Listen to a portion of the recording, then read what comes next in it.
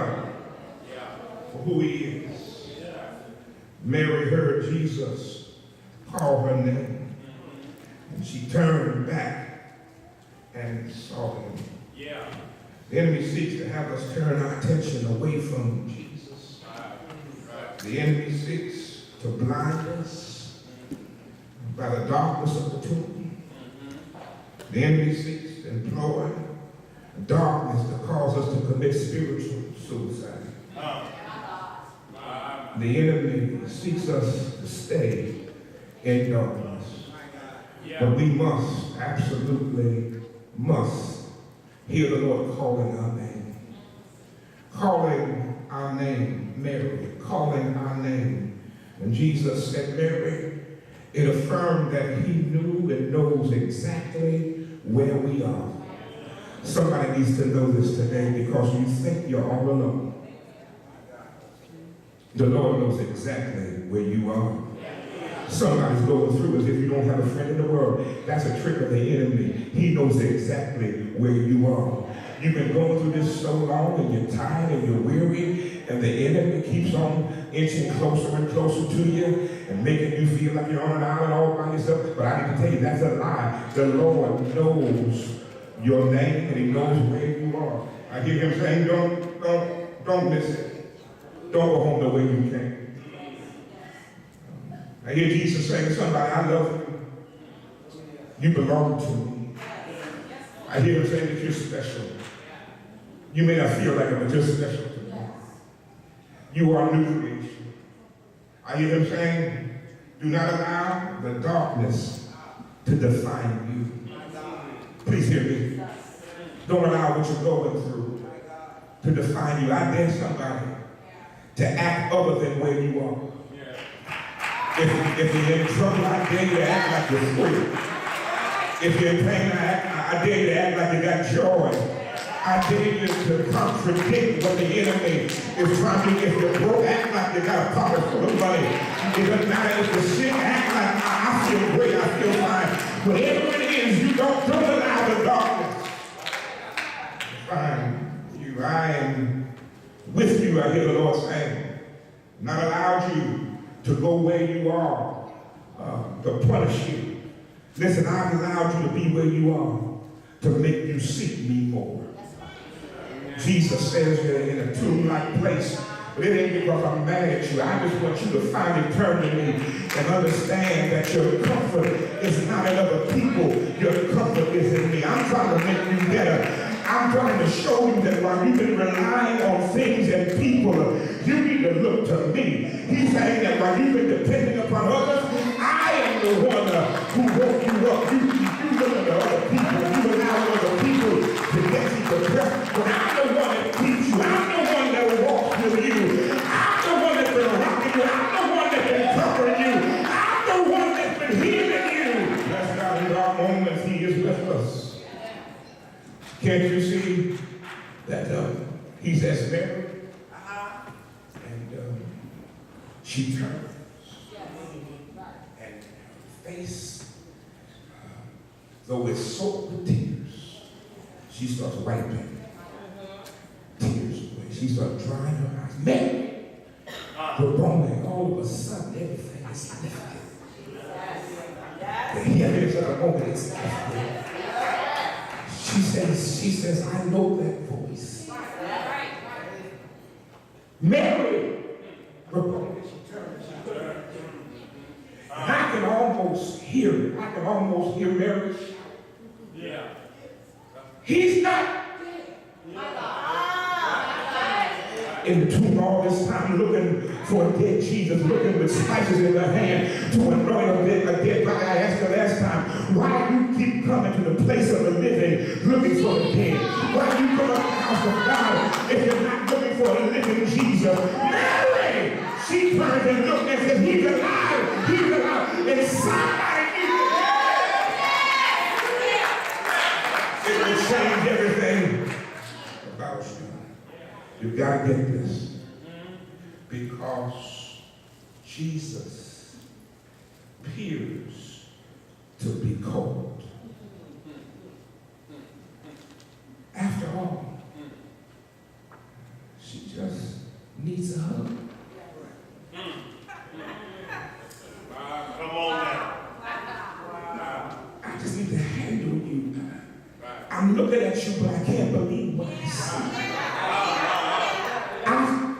I wish I were more awake. I saw you. That's right.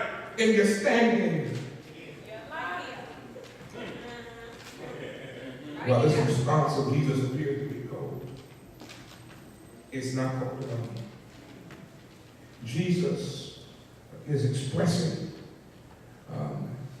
through Mary to us that there will be moments on our journey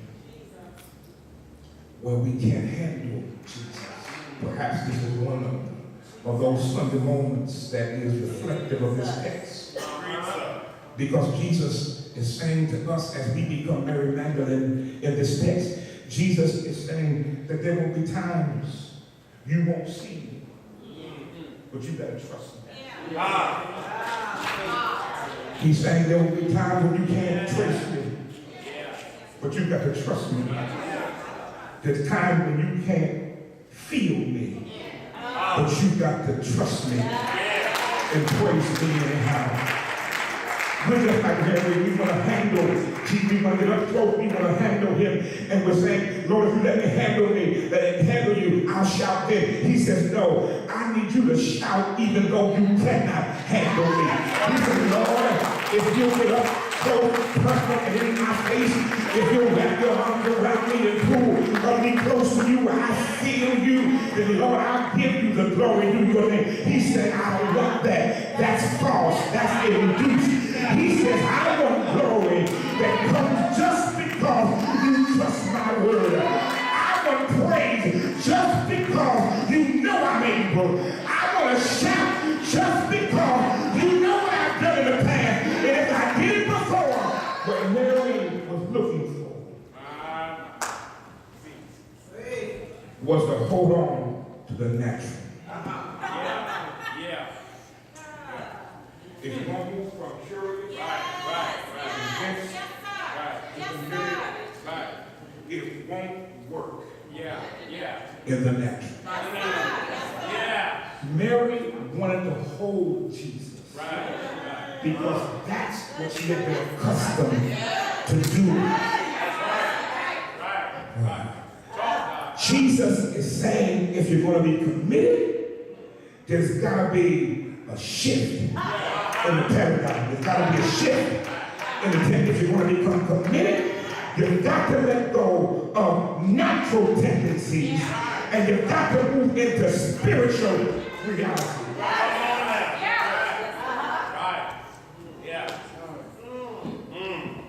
In the natural, we want control. In the spiritual, God is in control. People who operate in the natural will never be committed. Because you seek control. And because your arms are not long enough and your hands are not strong enough, the moment control slips through your fingers, you'll walk away mad, you'll walk away fighting, you'll walk away cussing and fussing. But if you're going to be committed, it's got to be the spiritual. And the spiritual is not about you being in control. It's about God being in control.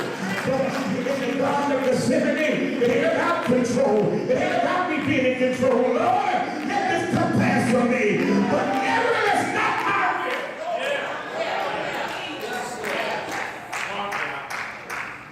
will. Going to shift in the being for the committed. You've got to shift out of the natural into the spiritual. In the natural, we're governed by what we see. In the spiritual, we're governed by what we believe. And what we can't see. In the natural, it's about our power. In the spiritual, it's about God's power. People who seek to hold on to power will never fully be committed. Because it's more about them It is about God. If you're going to be a real effective witness for God, you've got to let some stuff go. If you're really going to be able to be used by God, if we're ever going to get the message of go, you've got to let some things go. You've got to let go of every stronghold, of every pain. You've got to let go of every moment of rejection. Let go, Mary, of every heartache. Let go of every disappointment. I see God take that which wasn't possible. You breathed on it, and that which wasn't impossible became possible. I've seen the Lord work. I've seen God take sick bodies and make them well again. I've seen the Lord work. I've seen the Lord take a human condition that was deplorable and turn it all around. I've seen the Lord work. Is there anybody here that can say amazing grace? How sweet the sound I once was lost, but now I'm found.